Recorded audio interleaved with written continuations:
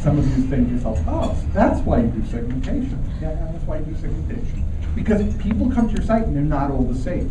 And it's simple. I mean, we explain this in our books, okay? But the very simplest way of looking at it is any argument has an emotional and logical side. Since the time of Hippocrates, right? So it's what? Easily 2,400 years, right? We've known that human beings think differently. There's sort of 4 basic personality types, right? What they call them, phlegmatic and whatever it is that Hippocrates called them, right? Or you use the Jungian archetypes, or you go by Myers-Briggs. It basically breaks down sort of like this. The first one is how objective things are, and another one is how deliberate things are. What does that actually mean? Well, if you're competitive, right? Competitive personality, basically you're making your decisions in what you perceive to be a logical way. There is no such thing as a logical decision, in the sense that you cannot make a decision without your prefrontal cortex firing, and basically in MRI studies they've proven that if people don't have an emotional response, they're incapable of making decisions. They have people in truth more qualified to talk about that than I am. But there's no such thing as a purely logical decision. It simply stimulates their decision-making process when they think they've gone through this in a logical way, right? And there are people who do this more slowly. They want to take in even more information. They don't want to make a quick decision. They want to analyze it and pore over and understand all the details. That's 2 ways of buying logically. On the other side of that, more emotionally based, right, more subjectively based, you can buy in a spontaneous way. Again, you can have more emotion to it and react fairly quickly, right? These are people who buy more stylish things. They're reacting in a much more emotional way. Or you buy more relationally, more humanistically. You need to relate to that product, how it fits your life, how you relate to the company, to the people who use it, stuff like that. So this is a well-known thing. We've written tons about it. I urge you to check it out. If you have any doubts, okay, that this is a valid phenomenon online, because I've heard that before. When Jacob Nielsen did this study on the US Census Bureau, he found that there were basically 4 different eye scanning patterns on the Census Bureau. These were the dominant 4 patterns. Can anybody tell me which one is the, what's E?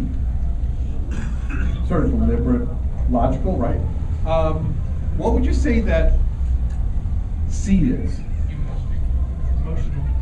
So emotional and less deliberate, not a lot of attention span, Yeah. right? Notice that they went straight for the picture, right? Lots of surface on the picture. I mean, guys, this is common sense, and the idea is that common sense, this is the hard part. This is why it's simple but hard. And we urge people to build personas. We've begged people to build personas. We have been doing this for years, guys. Okay, the amount of people who actually even try and attempt it, right, is embarrassingly low. If you do it and you do it wrong, it will still help. Okay, and I say that because there's one basic purpose behind a persona, and it's this. It shows how little I watch TV, that when I think about a character, I start thinking about Tony Soprano. This is one of my favorite characters. But some of you can think about Tony Soprano, right? And you can imagine Tony Soprano, like if I went to dinner with him, like what I might say, what I might not say. Yeah? Right? Yep. Right? Like there's certain topics I might want to avoid, right? Things like that. Okay? May not want to ask him too much about his business. And here's the thing: we can talk about Tony Soprano, or a million other characters. We can talk about Robin Hood. We can talk about any character that's ever come up that's a real popular character, and we can empathize with them. This is a unique human ability, right? In fact, they've shown, some recent MRI studies have shown, that when people watch TV, the show Friends, I think what it was done with, the same area of their brain lights up as when they actually see real friends, which is a little bit sad.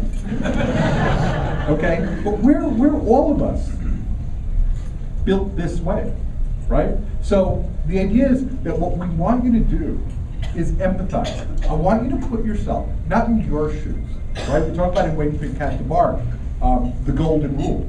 And the golden rule is usually talked about as not just he who makes the golden rules, that's a latter-day interpretation, but rather that you want to do unto others as if you want done unto you.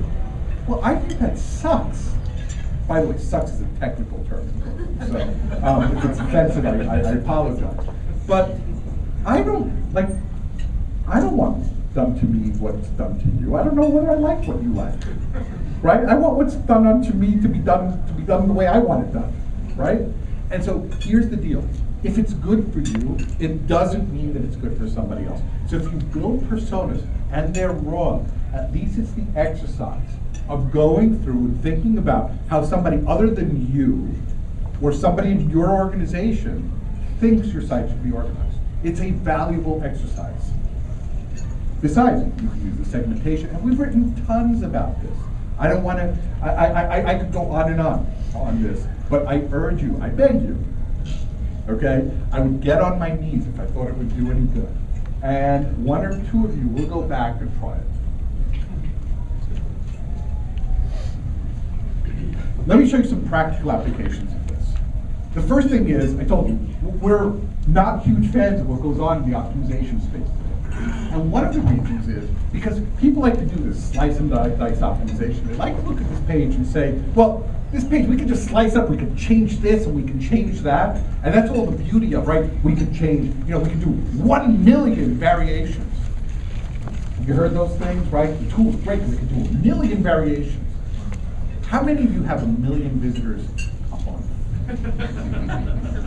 A year? Some of you, right? So, okay, this is a lot of tech jockeys getting overexcited. It's not worth testing everything, okay? Everything you do is worth testing, but it's not worth testing everything. So, let's talk about how we do this. There's a huge opportunity cost in doing this. If I wanted to take it the way that everybody else did, I'd go ahead and slice up the page, right? And I look at all these things, and I'd say they sort of have equal value. I might pay some attention to the idea that the right side of the page has more visibility or stuff like that, but let me show you how we did this in a very, very practical way, in a really well-known example. We took this page, and we looked at it.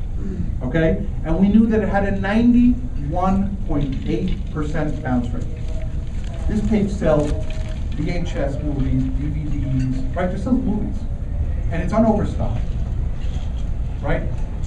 Thing is, why would 92% of people abandon this page? Seriously, it doesn't seem logical, and they knew that too, right? And it was bothering them because they had 2 full-time statisticians in the state-of-the-art tool, okay? And when Patrick called me up, and we literally had a conversation at 3:10 in the morning, okay? Because he's a nut job. If you follow him, if you've read his views on the short side of it, he's a complete nut job. I happened to respond to him when he sent the big read online. I was awake, he was awake, he said, can I call you? 3:10 in the morning. So, 3:10 in the morning, I get on the phone with him. I have a contract to him out by the morning. We signed it. At the end of the day, we came back because Brian took one look at this page and said, hey, I know what's going wrong. Let me show you what